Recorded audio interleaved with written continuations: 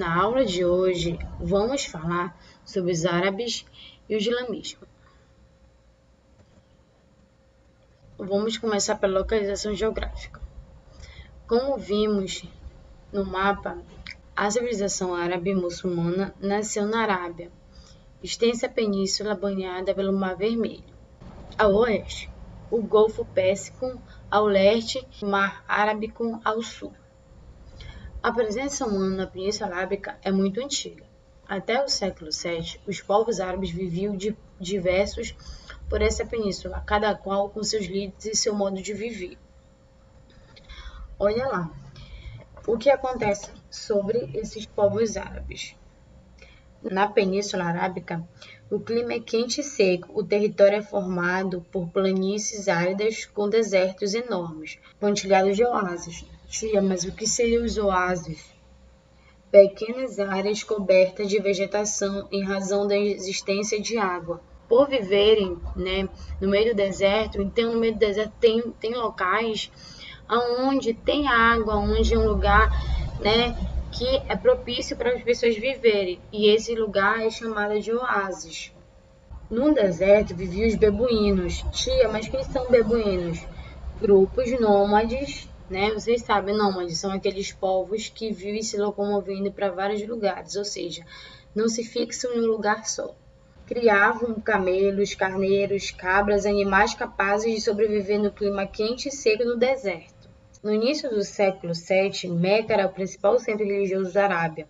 Todos os anos, durante alguns meses, os árabes suspendiam qualquer tipo de hostilidade para ir a Meca orar, medir e agradecer. A prece era feita ao redor da Caaba. Então, Meca é o quê? A cidade principal deles. A Caaba é um templo religioso, ou seja, como se fosse a nossa igreja, onde a gente vai para agradecer, a gente vai para rezar. Para eles tinham a Caaba, ou seja, que é esse centro religioso. Caaba, templo religioso em forma de cubo, que abrigava imagens de vários deuses, tá? Esses povos, eles são politeístas. Antes do islamismo, dentro da Caaba, está a Pedra Negra, que segundo se conta era branca, mas foi escurecendo por causa do pecado humano. Esse templo era controlado por ricos comerciantes da tribo Quraishita. E aí a gente tem o quê? Maomé, o profeta do Islã, E foi justamente em Meca que nasceu Maomé, que vai ter grande influência, no islamismo. Maomé nasceu por volta de 570 em uma família humilde da tribo Quraishita. Era menino ainda quando ficou órfão e foi morar com os avós no deserto. Aos 15 anos, no entanto, voltou para a cidade de Meca e começou a trabalhar como condutor de caravanas, viajando para lugares diferentes, como Síria e Palestina. Nessas viagens, entrou em contato com duas importantes religiões, o monoteísmo, que é o cristianismo e o judaísmo, Então, que são religiões que cultuam um único Deus. Aos 25 anos, casou-se com uma viúva chamada Khadija, e pouco tempo depois interessou-se pela vida religiosa, passando a fazer retiros espirituais nas montanhas das regiões. Segundo a tradição, em um dos seus retiros, Maomé recebeu do anjo Gabriel uma revelação e começou a pregar que Deus é um só, esse Deus que também é chamado de Alá, e que aquele que o aceitasse podia confiar na sua misericórdia. E aí a gente tem o quê? O começo, do islamismo. Em relação a essa questão da tradição, Maomé começa o quê? Essa questão dessa pregação, a crença em um só Deus, ou seja, na crença de Alá, Só que não vai ser algo muito fácil. Por que não vai ser algo muito fácil? Porque ele vai pregar o monoteísmo, na Arábia. E na Arábia, os povos são politeístas, acreditam em vários deuses. Então, imagine-se que vai haver um conflito, Por quê? Porque ele está indo de contra tudo aquilo que é cultuado naquela cultura arábica. E isso vai gerar o quê? Revoltas. Tia, como assim vai gerar revoltas? Por quê?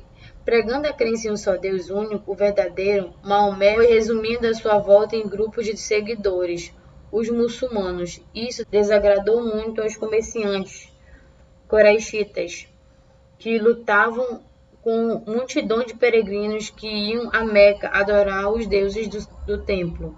Os comerciantes passaram então a perseguir Maomé, que por isso decidiu mudar-se para Meca. E aí, ou seja, as pessoas fizeram essa perseguição a Maomé, né, por não aceitar que ele estivesse pregando uma doutrina, ou seja, uma religião diferente da que já era implantada lá. E aí, com isso, começaram a perseguir Maomé, e é no momento, então, que eles vão praticamente expulsar Maomé da cidade de Meca.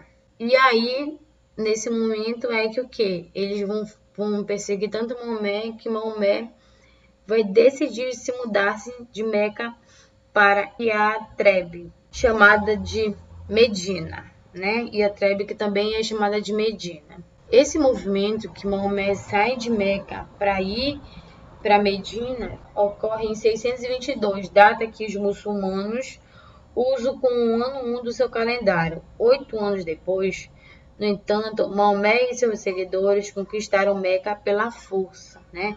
Quando ele conquista Meca pela força das armas, eles acabam destruindo as estátuas dos deuses, mas acabou fazendo o quê? Conservando Caaba. Por quê? Porque Caaba é muito importante, né? Como um templo religioso.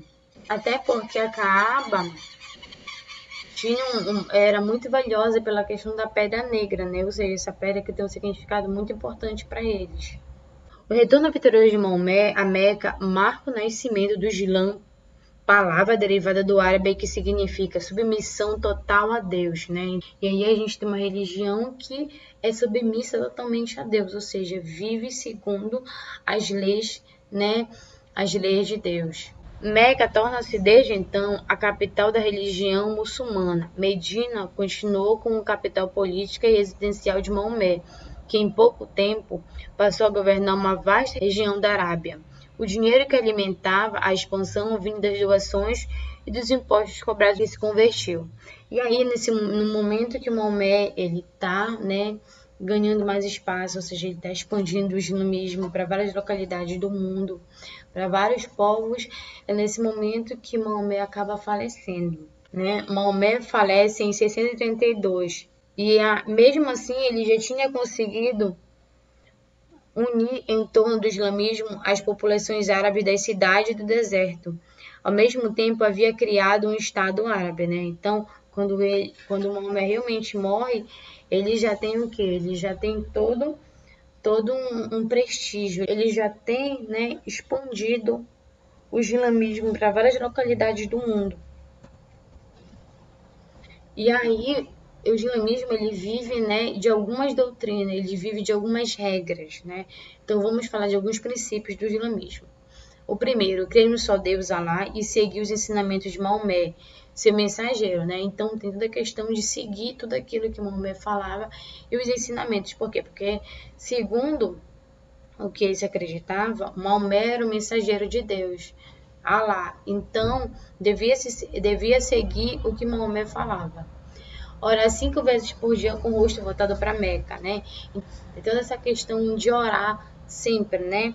Oração. Dar aos necessitados uma ajuda proporcional aos bens que possuíam. A ideia era que se desse 10% do que recebesse, né? Desse 10% do que recebesse para as pessoas necessitadas. Jejuar durante 30 dias de Ramada, mês de jejum. O fiel não deve ingerir nem alimento nem água, do nascer do sol ao pôr do sol, né? Então tem essa ideia que em determinada época do ano tem que se fazer um jejum, ou seja, jejuar, deixar o corpo, a mente, né, em jejum. Então tem essa questão desse jejum. E a Meca ao menos uma vez na vida, caso tenha condições para isso, né? Então tem essa ideia também que se a pessoa puder uma vez na vida, que ela vá a Meca, né? Porque Meca é o centro do islamismo, né? Então tem essa ideia que o islamismo seria necessário a pessoa ir, né, uma vez na vida a Meca. No islamismo, ele segue 2 livros, né? 2 livros que são muito importantes: o Alcorão e a Suna. Tia, mas qual é a importância de cada um deles? Tá? Lá. A Suna contém texto que descreve a trajetória política e religiosa até a morte de Maomé. E a gente tem o Corão, texto sobre as concepções éticas e morais reveladas pelo anjo Gabriel para Maomé, divulgar na sociedade, usando inclusive o Jihad, né? Então o Alcorão ele é muito importante. O Alcorão ele é o mais seguido pelos islamistas. Por quê? Porque o Alcorão ele é como se fosse a nossa Bíblia Sagrada, né? Ele é a Bíblia do islamismo. Lá contém tudo que eles podem e que eles não podem fazer. E no islamismo, tudo que está no Alcorão eles seguem, de fato. E aí Maomé morre, né? Então após a sua morte, o islamismo passou por um processo. Por quê? Porque agora quem é que vai ficar no lugar, né, de Maomé e seguir essa expansão islâmica? Após a morte de Maomé, os primeiros califas partiram para a conquista de terras e homens para o islamismo. A justificativa para a conquista era o jihad. Tia, mas o que é o jihad? Guerra Santa contra os infiéis, nome dado às pessoas de outras religiões. O que movia os árabes muçulmanos era a crença de que aquele que morresse lutando pela expansão do islamismo ganharia o paraíso e o interesse em expandir o comércio. Após a morte de Maomé, quem é que vai assumir, tia? Vai ser o sogro dele, né? Ele, como eu falei para vocês anteriormente, ele é casado e aí uma pessoa mais próxima dele seria o primo dele, o Ali. Só que o Ali prefere não ficar no lugar de Maomé. E aí quem fica para governar no lugar de Maomé é o sogro dele. Então é o sogro dele que vai fazer essa expansão dessas terras. A partir daí, o sogro de Maomé, junto com os fiéis dele, vão começar o jihad, essa guerra santa contra os infiéis, né? Quem são esses infiéis? São essas pessoas que cultuam outras religiões, ou seja, principalmente politeístas, acreditam em vários deuses. E aí o islamismo vai começar a expandir, ou seja, invadir outras terras, ou seja, fazer submissa outras pessoas. Quando eles faziam submissa às pessoas, eles obrigavam a pessoa a se converter ao islamismo. Caso a pessoa não se convertesse ao islamismo, eles acabavam matando a pessoa. Uma das coisas interessantes também em relação à expansão e à convenção é que os judeus e cristãos não precisavam se converter, porque esses povos, né, os cristãos e os judeus, eles já cultuavam um Deus só. Então, é um Deus muito parecido, né, com Deus islâmico. Então, né, eles não eram submissos à conversão. E aí, com o decorrer do tempo, vai acontecer o quê? O seu Maomé vai conseguir expandir muito essas terras. E aí, com o tempo, ele vai acabar morrendo. Como tem que ficar uma pessoa mais próxima, Maomé não tem filhos, aquele primo de Maomé que não tinha aceitado ficar no lugar de Maomé, o Ali, agora Ali vai começar a ser o califa do islamismo.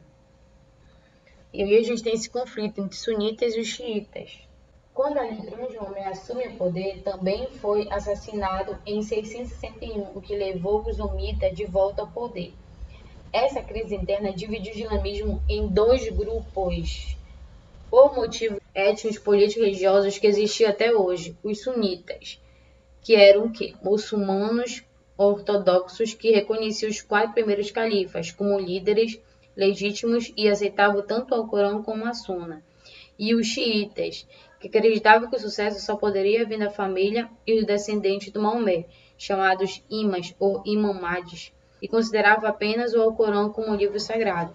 Então a gente vai ver o que? Essa divisão no islamismo, né? Dois povos que acreditam em coisas diferentes, os sunitas e os xiitas. Os sunitas, eles usam, né, o Alcorão e a Suna como para a sua vida, e os xiitas acreditam no Alcorão, porque na Suna a gente tem o que é um livro que fala sobre a trajetória de Maomé e também o Alcorão, que fala sobre toda a questão ética e moral.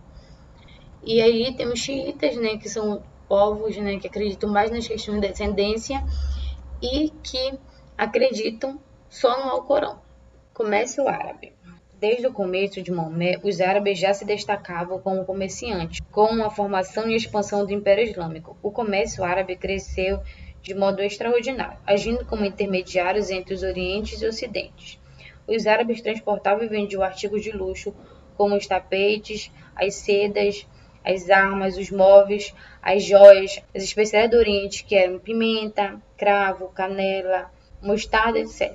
Muito cobiçadas na Europa, suas caravanas levavam artigos da Índia, da China até os portos do Mediterrâneo, de onde eram distribuídos para diversos pontos da Europa. Entre os gêneros agrícolas que a Europa e depois a América conheceu por intermédio dos árabes está o café, a cana-de-açúcar e o algodão. Os árabes também praticavam o artesanato nas principais cidades do Império. Damasco, na Síria, era conhecido por seu tecido estampado. No Marrocos, no norte da África, por sua produção de couro.